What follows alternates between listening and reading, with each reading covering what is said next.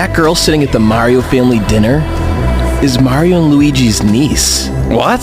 Which means Mario and Luigi have a third brother.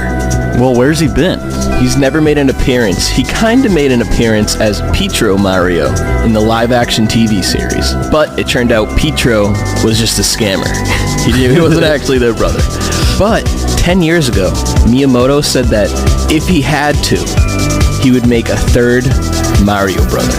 And it looks like that could come to fruition in the next Mario movie. The seed's at least been planted.